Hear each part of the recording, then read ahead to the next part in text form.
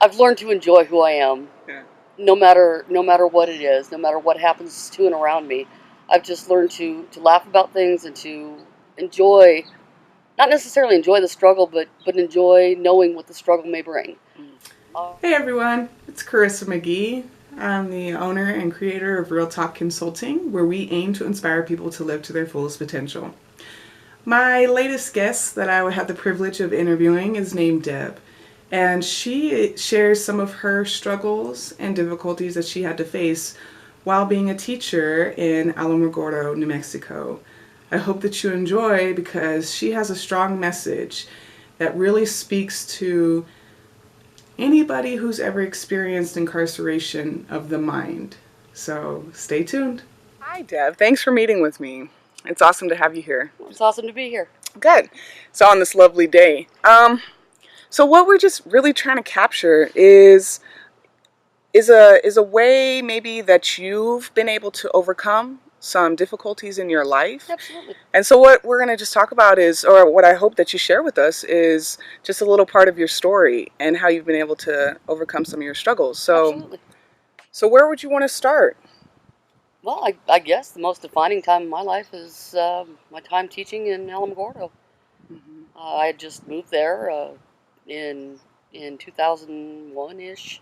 No, I started teaching there in 2001. I'd finished college and got a teaching job right away at Alamogordo High School, teaching English and beginning public speaking, advanced public speaking, debate. Shout out to all my former students. You know who you are. Yeah. um, but yeah, it was a good time in my life, and but it was also confusing because some of the best things and the worst things were coming up. Mm.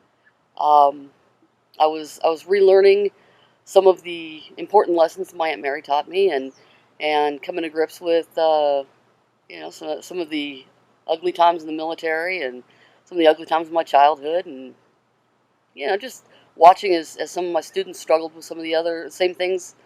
Because we were a military town, and Mm-hmm. and teenagers are teenagers. Yep. Yeah. Yeah. So it Yeah. was it was interesting.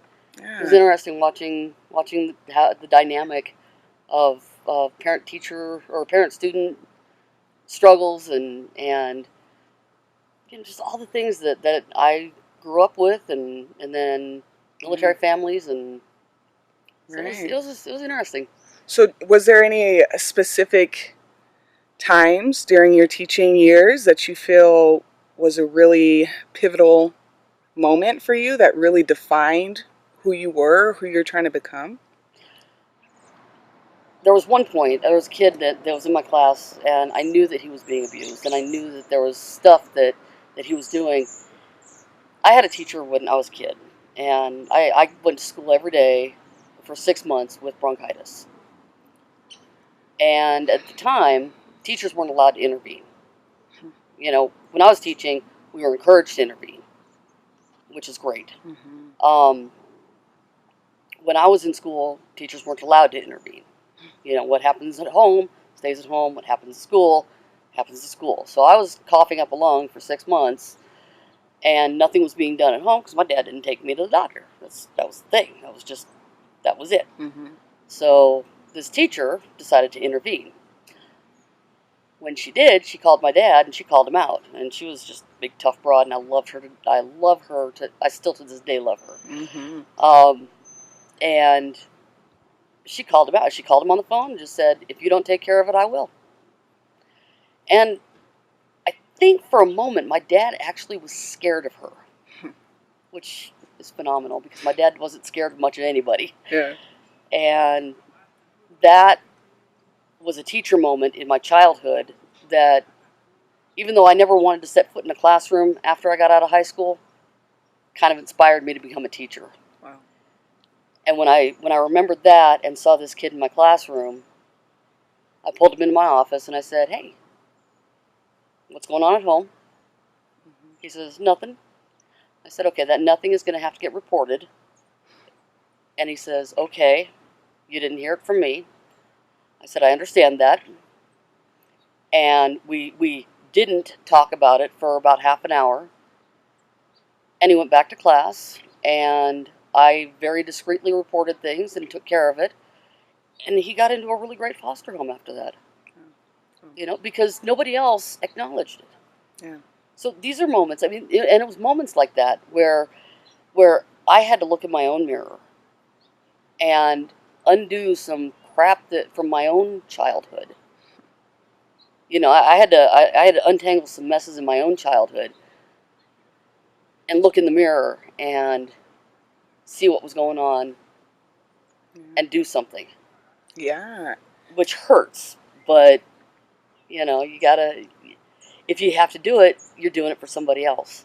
Right. And when I can look in my own mirror, undo some knots, and then use the string to pull somebody else up, right, then life is good. That's awesome. Life becomes better. So in the classroom, it sounds like you had a lot of opportunity to do some self-healing. Absolutely. Which in turn gave you more tools, made you more available to help others who might have been experiencing some of that same damage. Oh, absolutely. Absolutely. Do you feel like that was something in your life that you are very fortunate to have? I am. And I'm fortunate to have. I am very fortunate to have not only the classroom time to have helped others, but it was time for healing, for self-healing. Mm-hmm. I was trapped. I mean, I was trapped in my own head because I had built up brick wall after brick wall of, just shoving my own shit behind a wall, mm-hmm. and just, piling up a wall in front of it and not dealing with it. I didn't want to deal with it. I was afraid that if I opened up that Pandora's box, mm-hmm. to deal with it, then it would bury me. Wow. I mean, in a lot of ways, what we talk about at Real Talk, we talk about incarceration in the mind, and being able to experience freedom. It first has to be something you experience in your mind. So what you kind of described right now with the wall is that was you trapping something, a part of your life. Absolutely. In a cage. And then once that wall came down, you got to experience some form of freedom. Yes. Could you talk a little bit about what that freedom did to you? Or did for you? It scared the shit out of me. and it does. I mean, the first thing in everything is stepping out of your comfort zone. Mm-hmm. You got to overcome that fear of popping the bubble. Yeah. You got to. That's the only thing that's. I mean, you call it real talk. You've got to pop the bubble. Yeah. Because that bubble's not going to protect you. Mm-hmm. No amount of bubble wrap is going to save you from yourself or anybody else. Yeah. Yeah. Not even my killer attack dog can save me from things. Right. But the worst fear was of what was trapped inside of me. I was trapped inside of my own head.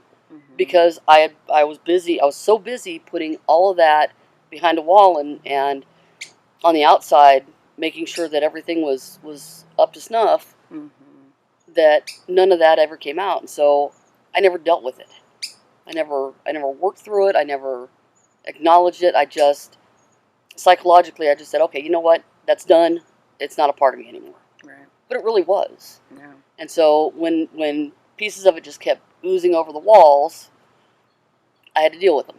Mm-hmm. And I didn't fully deal with them until I was, in my early mid 40s. Wow. That was another rough time, but let's talk about this span for now. Yeah. Because this was the biggest piece of really dealing with stepping out of my comfort zone. Right. Right. Because I had to deal with the things that were uncomfortable. Yeah. That I knew were uncomfortable. Right.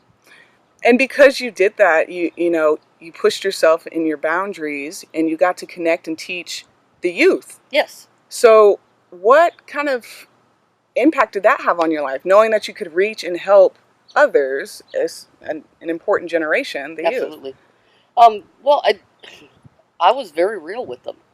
And it was sad because the parents didn't much like it. Yeah. I taught public speaking and debate, and you know, it got controversial in our debate class. I don't know if you know this, but debate gets controversial. She said sarcastically. Um, Sarcasm is a form of a healthy mind. I don't know, Mm-hmm. but I allowed students to speak honestly. I gave them their First Amendment rights in my classroom. I allowed them to speak openly about what they wanted to speak about. But I made sure that and I have one rule in my classroom, just one: active displays of respect for yourself and the people around you. And if you could justify what you were saying or doing was actively respectful for yourself and or the people around you, then you could say or do that thing. That was it. And my students just stepped up to that, and that was the only thing. Mm-hmm. Which meant that when they spoke about things that were difficult or controversial or hard to accept within one another, they knew that they had to listen actively, and they had to take in what the other person was saying, which was also difficult for me because I had a tendency to listen on the surface to my colleagues because, you know, teachers know everything. And it became very real for me. So as my time in teaching went on, I became a lot more real about things. Mm-hmm. And my students started coming to me with very real issues. Mm-hmm. You know, they'd come to me and say, I've got an alcohol problem. Wow. You know, don't tell my parents. Well, I can't not. Yeah. So, you know, but I had to learn to navigate those waters and help them overcome their own things while I was overcoming my own things. Wow. You know, and it was freeing. It was freeing for me and for them, and you know, at the same time I had parents who were coming at me with you know, I'm going to sue you, and well, no, you really can't. Mm-hmm. You know, because there's real fear in that. Mm-hmm. There's real, honest, genuine fear in somebody attacking you with when all I'm doing is trying to live an honest life. So you were pressed with a lot of internal struggles, you know, Yes. having to push yourself, and external struggles, parents, the kids, you know, some resistance. Did you have a philosophy in life that you lived by that encouraged you, motivated you, inspired you to keep living an honest life?